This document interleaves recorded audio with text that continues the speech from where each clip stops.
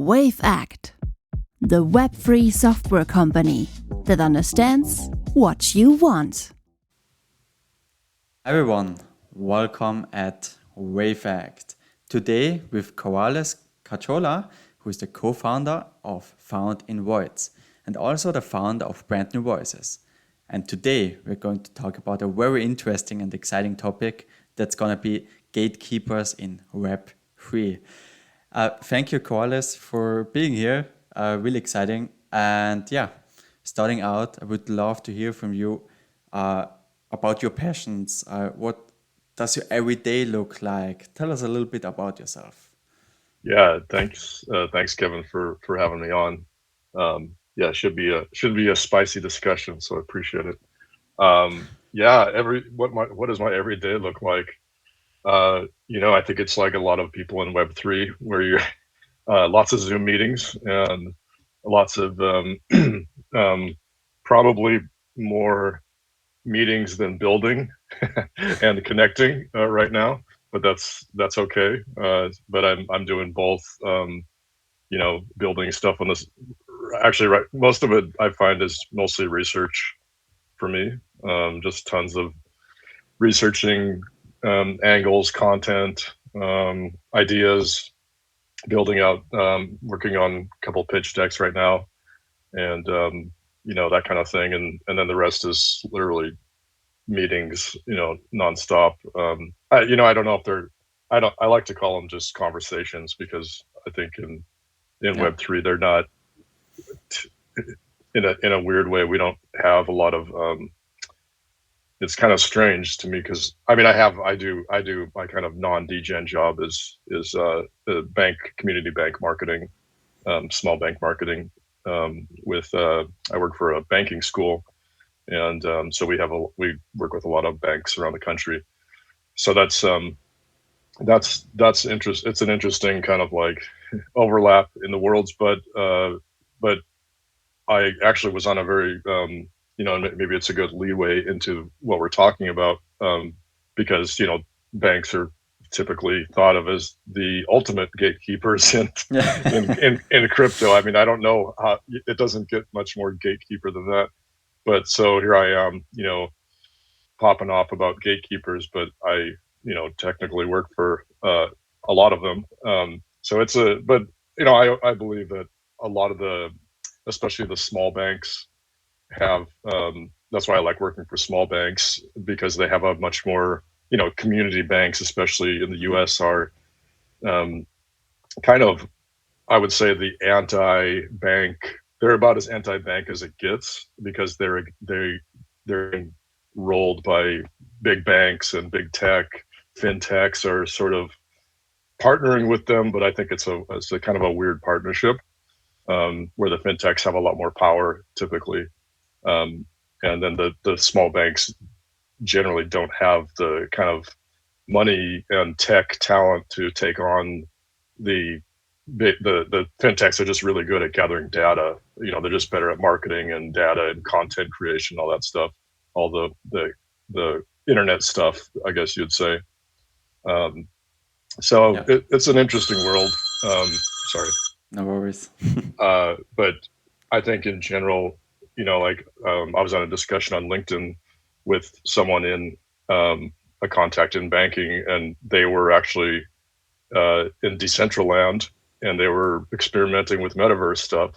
So we had a pretty. I was kind of surprised but it was cool. They were definitely taking. I know I kind of spoke my mind, and I said what I believed, and I thought it would go off kind of like they wouldn't agree, but he was like, yeah, we have to get beyond a lot of the banking products and stuff like that. So you never know. Yeah, especially I'm working in the traditional finance sector as well, as part of my other startup, basically. Mm-hmm. And it's tough, right? They're really like, especially the larger institutions are super strict. It's hard for them somehow to actually get their flexibility back, right? It's actually they can't.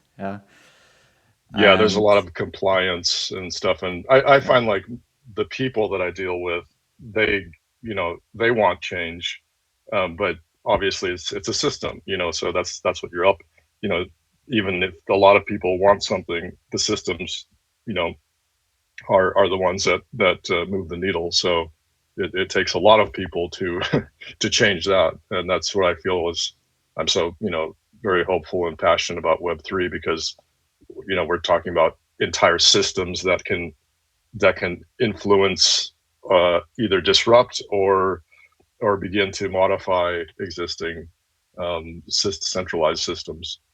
Yeah, let's hope for the best because blockchain has a reason to exist, right? Yeah. Speaking of gatekeepers, I think most of the viewers have some kind of understanding or feeling for what that actually is. But how would you describe it, for example, your parents? So, I mean, gatekeepers to me, I think I do take a bit of a unusual, non, even in the crypto world is probably a bit, I don't want to say radical, but I just think it's not the most welcome uh, um, view, especially when I get into talk about CC0, because I think Creative Commons, no license, public domain stuff with art, and that really riles people up because you get into IP and protections and artist protecting artist rights and so forth, and that's a really a hotbed. But I really think that's, to me, you know, that is about as it's about as blockchain and Web3 as it gets, and I just don't think people are ready. Like, we're not ready for it, but I think it's inevitable. It's an inevitable conclusion to what blockchain is doing, and it's not just. I think with NFTs, it's interesting because you see the blockchain systems where when NFTs were not a thing, it was just about decentralization and all this at a systems level. So you're talking about systems, actual systems, but now we're talking about culture and decentralization of that, and that gets touchy because this gets into very emotional things, especially with art, with artists who were always kind of in the under the thumb of centralized art, trad art studios and all these galleries, and now they're in Web3, and the thinking is, well, they have so much more leeway and decentralization, but then CC0 comes along, and now I think there's a lot of feeling that the artists feel like, well, wait a minute, that's not what we signed up for. We didn't like, we like all the decentralization, but we don't want to decentralize the art. That's something different. And I think I don't think you can cherry pick it. Like, I think the internet has just been steadily getting rid of gatekeepers, because gatekeepers are not just banks. They're things like, when the internet, when the web came out and, got popularized in, like, in the 90s, but by the late 90s, you had, um, I always like this example because so many people know it, like Expedia. I mean, that's a example of removing a gatekeeper, which was the airline, and you would always go to an agent and call them on the phone usually and say, I want to travel to Germany or whatever, and they would put you into this whole, they were a middleman, and they would put you into this. They would decide what that package looked like. They would say, okay, we have three prices for you, but you couldn't pick. They were basically pumping, padding it with all kinds of stuff. And now Expedia and those sites came and said, well, let's remove that. Now we're going to allow people to simply pick their own, and it's going to compete on price. Um, You know, Very interesting comparison. But from my understanding, I completely agree that it makes things more convenient, more comparable, which is awesome. No wonder that they grew to the moon, basically, right? But isn't yeah. that more centralized than before? Because before you had all these kind of small, uh, let's say, institutions which sold you that package, and now you have one large institution selling dozens of them. Well, no, I mean, I think if you look at what, like, if an, that's what the API is for. Like, if the, as soon as they plug in those APIs to the airline, now it can be Expedia, any number of tech companies, without any real, they don't have to be experts in travel. That's the beauty of it. To me, that's a very classic decentralized model where I having no knowledge of travel can become a travel expert by, because that's what the internet is to me, and what blockchain is really about people. And so we turn these over to the systems like APIs and now blockchain. And so to me, it's like a classic form of decentralization, which is welcome, because I don't want, when anyone who was alive back, who was old enough to like remember what it was like to travel. Yes, it was more convenient. Sure. Like centralization is very convenient. It's like, I like using Coinbase, to be honest, because it's very convenient, but I know it's centralized. So there's a lot of benefits, obviously, to centralization from a convenience standpoint, but it gets into that's where it gets hairy, is like, okay, but what's the trade-off? And now, I mean, look at the things happening in Coinbase and centralized exchanges. It's like, well, but there's a scenario where if we leave our money in, and the crypto crashes, we may not see any of it. So that looks a lot like the banking crash, which ushered in crypto to begin with. Like that's what we keep doing the same thing, because centralization is very comfortable. It's very nice. It's very convenient. And I think people get lulled into this sense of, well, why would I get rid of this? But that's exactly how it works, and that's why I think it's actually very unfair, because that's what it lulls you into a false sense of security that's not there. And I think, and if you get deeper into it, the things that I really get passionate about are when it gets into diversity and equity, inclusion, because I don't think we will ever achieve true diversity without full decentralization. I don't believe it, because of the way that centralization is always going to favor whatever system is the most powerful status quo. And that's always, right now, it is always going to be mostly American based and European and white male dominance. I mean, that's just, I know people don't like to hear that, but that's what status quo always favors. And so where does that leave women? Where does that leave POC and the rest of the world, Africa especially, where there's not a lot of there's still not a lot of internet penetration. So they're not only Africa is behind in Web2, they're not. How are they going to get ahead in Web3, where there's still like, I don't know I put a post out today. It's something like 28% of internet penetration in Africa in 2019. So I mean, it's not a coincidence that if you look at Africa, the most adoption is crypto, especially Bitcoin, because they obviously do not have the bandwidth, they don't have the legacy systems, they don't have the political power to fight and compete with any Western country, and they never will until, I believe, until blockchain and full decentralized public blockchain, not private, but public blockchain says enough. But we have to do that. Like, I don't think it's going to happen just because of the technology. A lot of interesting things said. I have two quotes basically, which I think perfectly suit what you just said. Basically, Western countries ask why cryptocurrencies, and everyone else that actually understands it basically says how, right?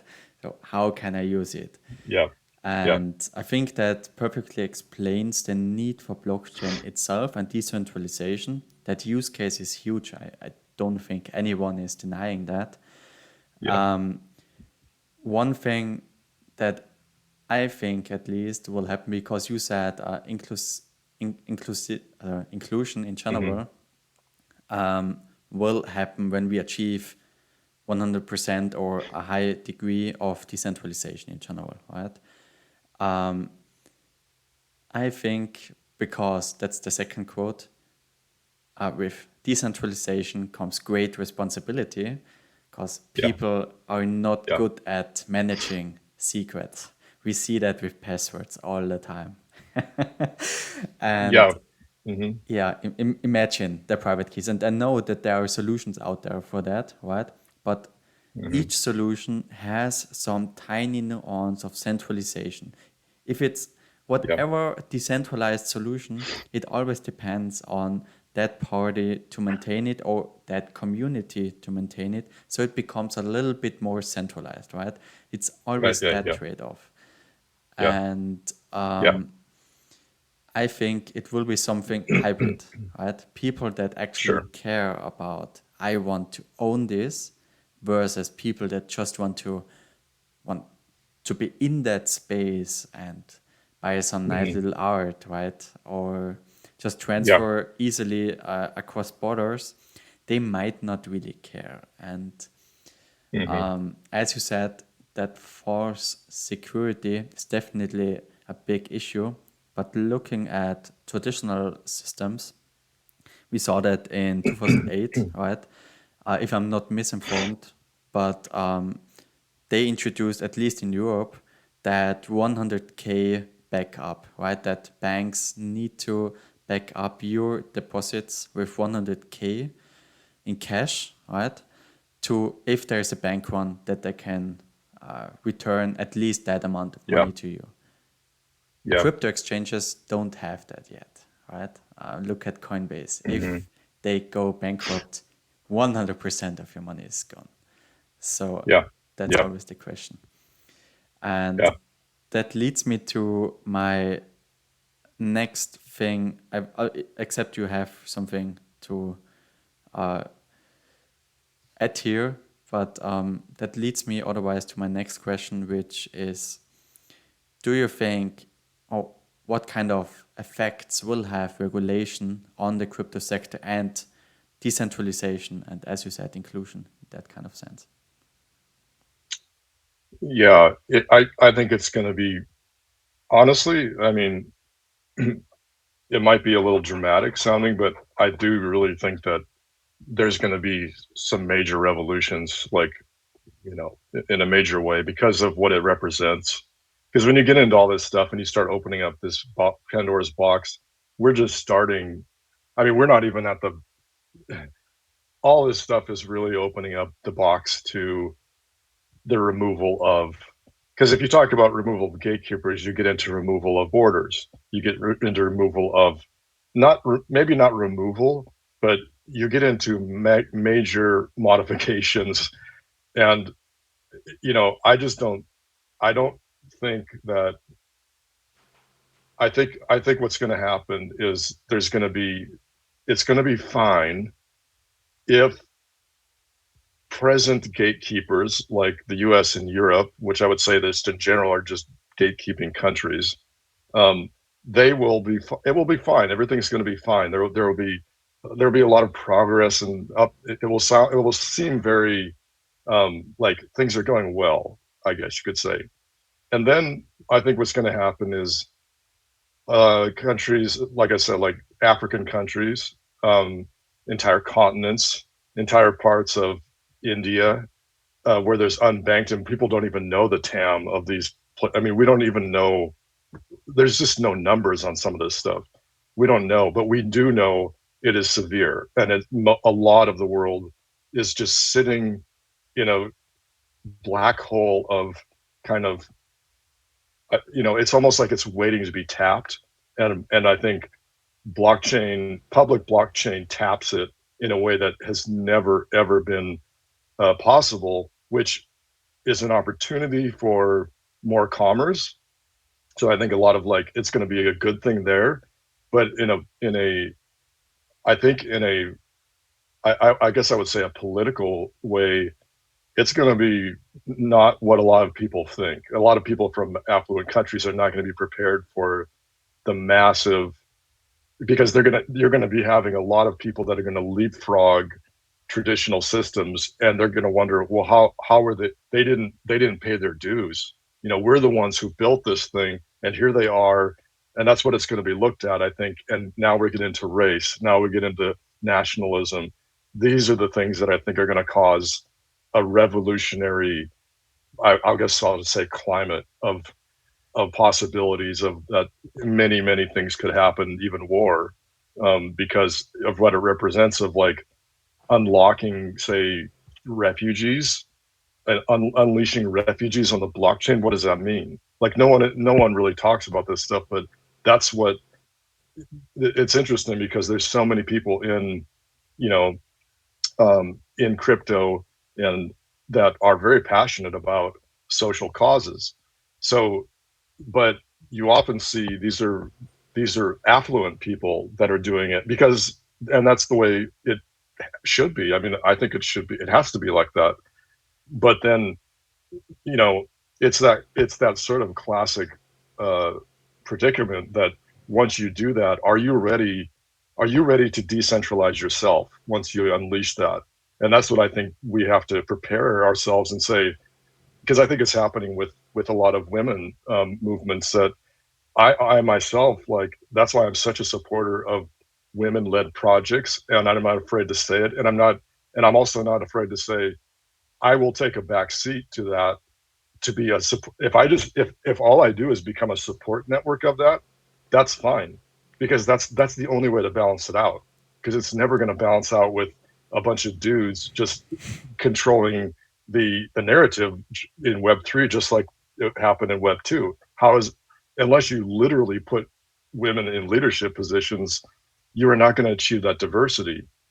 And that's what I mean.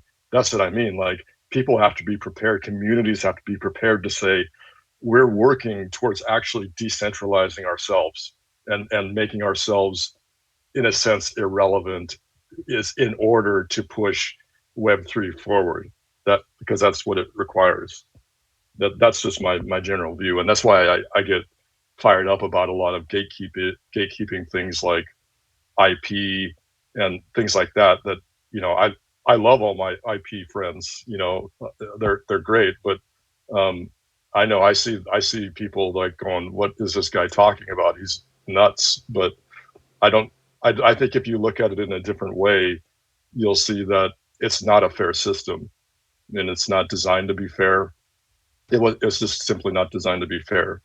And I have a big problem with that. When we start going out, it's fine in the US, and even there it's not that fine. But if you go outside to other countries, you see the complete failure of IP. I mean, it doesn't even, it's a joke. Like, you go throughout Asia, you go to places like Africa. These kind of, there's so many people around the world that are like struggling just to live, and the last thing they're thinking about is, if they're going to step on Nike's toes with their IP. I mean, let's face it, that's just ridiculous. So, like, IP attorneys protecting big corporate interests in Web3, to me, doesn't belong. But I know that's a controversial thing, but and again, I'm probably going to piss off a lot of my my IP friends, which I very much respect, and I love. They talk on a lot of good causes, and I love that about them. But it's just like me and me doing banking. I would say the same thing to banking clients. I'd say, because I really believe, like, we have the opportunity in Web3 to do some, at this point especially, to usher in a new form of diversity that has never been thought of before, and people just didn't think it's possible. But we are at the, those of us who are the pioneers. This is what, to me, what it's all about. You know. Super interesting thing said. My, also, I love inclusion. I'm also, if you look at past posts, I always comment if Yeah. a woman-led appreciate that, project yeah. does something. My experience is, at least, and I think statistics, if I'm not wrong, but I can't back that up right now, says basically that people don't really want, also the majority, right? There are always exceptions, right? Don't really want to give away power. I think that's the sad truth somehow. And if we look at Web2 in general, it would have been possible there as well. Why not, right? Web3 just gives you the opportunity to basically throw away the key, right? To then force people at some point of time. If you are able to throw away the key, then it's decentralized, right? As long as the community is diverse. Right? That's also a big issue. If you look at DAOs, I think a tiny fraction of all voters actually control, I think, 95%. There was a recent study, right? I'm not sure if you have seen it. I control 95% of the votes, and only a small fraction of that can actually make proposals, which then results in votes, right? And that's actually a huge issue. And so looking at that, I think market theory itself, but as a banker, you probably will either disagree heavily or agree with me on that. It always tends towards centralization, right? Unfortunately, I'm a blockchain developer. I love decentralization, right? Don't get me wrong. But with ongoing failures, with problems, right? With people losing money, with people complaining about certain things, there always comes new regulation. There always comes like a new process. Look at those huge corporations. They didn't start the company adding all these useless processes, but rather they were being created over the years with problems, with failures. And I think the same will happen in crypto, unfortunately. I think you're right. I don't know if I believe that it's inevitable though. Because for one thing, we don't have any reference to that, because really, I mean, when you really think about what decentralization is, it is about as radical as it gets, because of what we're capable of now through the internet and all this, and where we're headed, and where I would say just the general ethos of Web3 and blockchain. It's just never been done, like, ever. That's what's pretty. That's the most. I mean, it's the most exciting thing for me, but it's also the most. It is the most daunting to think. Well, has that just been that it's inevitable? Like, we can't do it, or is that just because, and this is where we get into storytelling. And the more I understand storytelling, these are so many stories. These are just stories. These are narratives that they get recycled again and again, and people kind of don't believe that. Like, well, yeah, at some point, well, no, it actually doesn't work like that. These stories have become so powerful that over time, it's like, yes, we need to have a company structure with a certain number at the top, and don't let the everyone at the bottom have too much power. Well, guess what that sounds like? That sounds a lot like the old, medieval times and kings and queens, because that's what they said. They would build that narrative into people. It can't be done. And that's how they would psychologically traumatize entire generations by saying, look, we would love to turn over the keys to you guys, but it just can't be done. Imagine the chaos. We need to have these kings and queens up there, and this goes on for hundreds of years and thousands of years.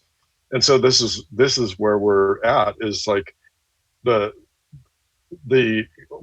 think there's obviously been a lot of things, but the financial crisis in '08 was a major driver of crypto. And then that led to social movements like Occupy Wall Street in New York, that flowed in all around the world. And I really believe a lot of stuff happening today globally is a result of, it's just a continuation of that stuff. I think degen culture and crypto, you can trace that back to a lot of the social movements in around the '08 time, when they started to really get a philosophy around what this movement was going to look like. When you say give the middle finger to the big banks, what does that mean? And now we have, then Bitcoin comes out. And I'm not saying like Bitcoin was purposely come out for that purpose, but I think that it gave people this new storyline to go, wait a minute, the people can actually do this now. Why do we need the big banks? Why do we need the big government? So, it gets very radical, and there's obviously a lot of toxicity, I think, in the Bitcoin community in particular, with a lot of very toxic political stuff and motives that are not good. So yes, this is what's the hypocrisy is probably that I do feel that, yeah, anarchy is possible in crypto, and we've got an anarchy that's bubbling under the surface all the time in crypto, of this anarchist vibe of, just screw everything. And so am I in favor of that? No. And I don't think most people would be, but I just think we're at a very unique time in history, in humanity, honestly. And that's why I started to get more into the human side of crypto, and saying, like, trying to build a new narrative that, can we look at blockchain systems and all these things that we talk about, can we layer on a humanity on top of it and a storyline? Because I think that's what's going to be needed, or else we might get an even worse situation than Web 2, right? Like, it could be worse, because decentralization without a story, without a good, strong narrative, like a good, I guess, purpose and vision, is very dangerous. That's almost more. I would actually rather have centralization, because at least you have something to look to, whereas decentralization with complete anarchy is very scary.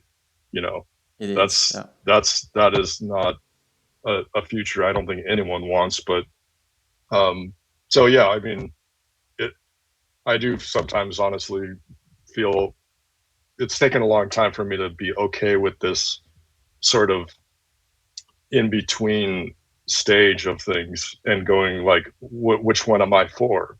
Am I for the anarchist vision? Am I for the heavy centralization? Or is there something in between?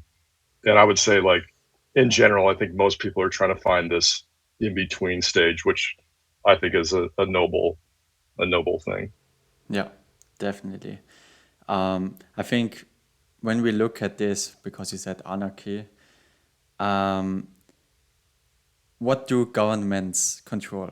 Right, they control the bombs. I heard that somewhere. If someone knows that quote, they have the bombs and they have the money, right? If you take away the control of the money, that's why there's some of the countries are so aggressive regarding regulation, probably because they don't want to lose that. Just imagine, right? They don't have control over the money anymore, and how can they basically control their population, right? How can they? Right. It sounds great now as an individual, but it's a catastrophe, right? It's a huge issue if people really are independent money-wise, everyone, which isn't possible anyway, right?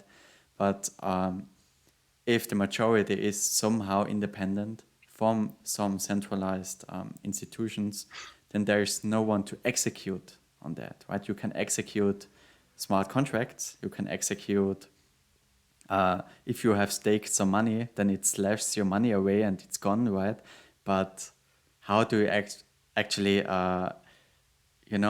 execute on real world things, right? Many things on that are based on money, right? And are only controllable and manageable with money. I think that's what you said with anarchy could be an issue at some point. Yeah, I think though with that said, the well, I do really believe like fundamentally, I really think people in general, just in a sort of like universal kind of outlook of how history has always been. There's when you think about it, like we're always striving for decentralization. I think it's been it's like a human struggle to be somehow free and like constantly, because I mean you're doing it even in centralized systems, you're constantly trying to append that system somehow by whether that's going outside of that company and forming a group that I mean, look at startups, like the whole startup world and kind of like internet kind of culture, early internet culture, Web 1 started from that kind of anarchist thing. Like, I don't like the way GE does business. I'm going to go disrupt them by having a startup, and I'll raise money from small donations, however I get it, and work in a garage, and those become our Apple computers. Those became the Amazons, and now they are the big, entities. But I mean, they started out too, kind of in this very radical kind of mindset to that they were going to take it back to the people. I mean, hell, look at Yeah. Apple's entire campaign of the Mac, and going back to the 80s, was all about the Big Brother thing, and Big Brother's coming to, don't be like that, own a Mac and you'll be different individuals, all that stuff. Like, that's, to me, like it's a constant. We're always going to be striving for that individuality. I mean, like that's just a thing. And now in NFTs, in whether it's the art and the culture of that part, and then the systems level of blockchain, we have two extremely powerful forces coming together: the culture, the technology, the finances. This is now a thing. Like, this is no longer just people dreaming about, oh, I would love to have my individuality back. This is like someone in Africa can sit there without a bank, without an identity, and if they can maybe get a hold of a mobile phone, they can be something that leapfrog a Wall Street banker. I mean, that's sort of a utopian dream that a lot of people live in, but I really think like we have the capability to do that, and I just feel like that's what a lot of people are in crypto for, to unlock that. So to me, it's more of a problem that once we unlock that, are we ready to accept the consequences of that? Yeah, well said. Well said. Yeah, I agree to a large extent on that. In general, as said, yeah, as you mentioned before, I think it's about the sweet spot somewhere in the middle, right? Complete Yeah, decentralization isn't great at all, and the other way around, we have seen that. Yeah, we are all in a huge trouble right now, thanks to yeah, centralization, right? So I want, and I know that that's gonna be a spicy question now, because we have discussed that I think months before. What do you think of KYC in Web3? yeah. KYC. Yeah, that's an interesting one. Yeah, I don't. I kind of just. I mean, there's a lot I don't know about it, to be honest. Because I just. I'll be honest. It makes me kind of sick. That's probably why. Because I just don't want to waste my time with it. Like, because it's such a thing. Like, even when it came out, like, okay, what the hell is this word? Like, I had to look at, like, I've never, like, suddenly they're using it, and I'm thinking like, is this is surreal. Like we're in Web 3 and talking about KYC is this old ass term that whatever. So, but it's the way it goes. I I think that, no, I guess I just sort of laugh. Know your customer. So who knows their customer? I don't know anyone who knows their customer. I guess that's what makes me laugh about it, because like businesses don't know their own customers half the time. So what does this even mean? Like, that's the thing. What does know your customer mean? And what does it mean in the internet age when you can so easily fake your identity? I can literally go out onto a and grab an AI photo of someone who doesn't exist, or I could create it in Unreal Engine of a meta human, grab that photo, put it on my Twitter, build an entire company around that with a fake name, a fake picture. Who is going to like actually investigate that? That like really, I mean, unless someone drags me to court physically and tries to. But let's be honest, half the people, most people don't even know who they're doing business with online. So I don't understand this, like, know your customer. And besides which, the internet is never meant, like, the whole thing is borderless. So if I'm doing business with someone in Thailand, I mean, honestly, like, know your customer. I just think it's funny to me because it's such a it's like a small town thing. Like, we know our customers. Joe came in the other day and, we had coffee together. I mean, this is not reality to me. So I just think it's a big, like, it's a story that people are telling themselves now to make it seem like there's a sense of control over over internet culture and now Web3, which is sort of anarchy kind of vibes. So it's a story people like to say and bring it up and go, oh well, KYC, we can breathe easier now because there's going to be a lot of people that believe in KYC, and I'm thinking, did anyone ever believe in KYC? I mean, I think that's the question. What did it ever really accomplish? Is really what I would ask. Super interesting. Okay, how to put this? Yeah, KYC in general. I think I'm also not qualified to say now if their KYC processes are good or bad, right? Even if they are excellent, right? There's always the possibility to offer someone some money, KYC yourself on that platform, please, and send me their credentials, right? That's always a possibility. So in general, yeah, KYC only works to some extent, right? Two things that come to my mind here are security itself is always about making it just harder, right?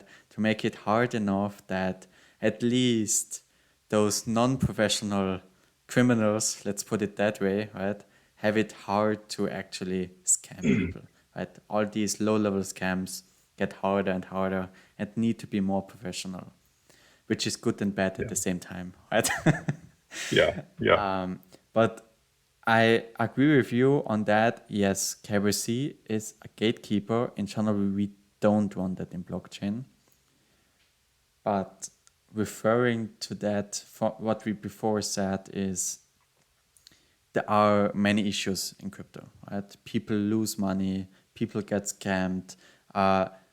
Many people just launch a token which might be a security or not and run away with the money and all these kind of things, right? And those are not things that decentralization or the goodwill or culture will change. And so some kind of, right, controlling mechanism, even if maybe there is some kind of decentralized way for that, I don't know, right? Yeah. But for example, looking at zero knowledge proofs, right? Because people actually want to protect their identity, right? There is the possibility, for example, looking at the other side, Mint, they basically force you to do KYC to be able to mint, right? Yeah. What you could also do is KYC wallet A, but mint with wallet B, right? Yeah, that is, yeah. So That's an option. It's complicated, but there's a solution. Yeah, maybe. but Yeah. yeah, Yeah, it's a really weird thing in crypto. I mean, I don't know how else to say it, because it's just, you're talking about a centralized entity holding the most critical parts of what people in crypto are railing against, and now you're saying, no, actually, you're going to be much better if you just trust us. And, well, why the hell would I trust you? Like, how do I friggin' know who you are? And I just don't understand that. Like, I think it's that that's where, again, like I think that's where Web3 loses its cohesiveness. Its big mission, and this is the problem. And that's why I think, like, we do need strong narrative and meaning in people's lives, that so we can see these things instead of just looking at them like, it can be very crypto, just like anything else, can be very transactional. Like, we talk about all the WAGMI and stuff, but obviously when you get into remote dealings with machines and you don't even know the people, there's going to be an element of that you don't even know if they're human sometimes. So, I mean, how much do you really care about scamming someone when it gets to that level? And so I just don't think that that's going to be a sustainable, like blockchain. Um, to me, like, blockchain is not going to reach its full meaning until somehow, and I don't claim to have the answers. I just think that somehow the answer is in really attaching our humanity onto it in a way that, just like we do in real life, like, there's all kinds of scams in real life too, right? I mean, there's just like, maybe that's an inevitable thing, but you know in real life you do have the benefit of seeing people. And so how do you do that in an increasingly remote and AR, VR, and now AI, right? Like, there's another layer. So how do we do that and keep the meaning and the purpose behind what blockchain is supposed to, for a lot of us, is to unlock um, equity and inclusion, and allow people that didn't have a chance to take part in an economy. How do we do that when we're also kind of decentralizing humans? You know what I mean? Like, it's a very meta kind of philosophical thing, but it's kind of what's happening, where at the same time we're trying to achieve humanity, we're also saying we're going to increase our reliance on AI.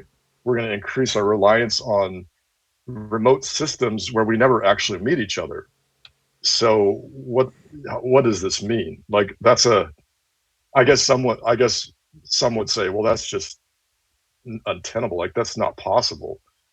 But I don't know. Maybe I'm a dreamer, but I think that it's possible. I just think it's going to take a lot of effort on people to go, we need to look at our place in this ecosystem of this emerging technology as something different than we did before, where it's not just a tech movement, it's a people led tech movement. It's not just to save time or to have a different currency. It's the why behind all that.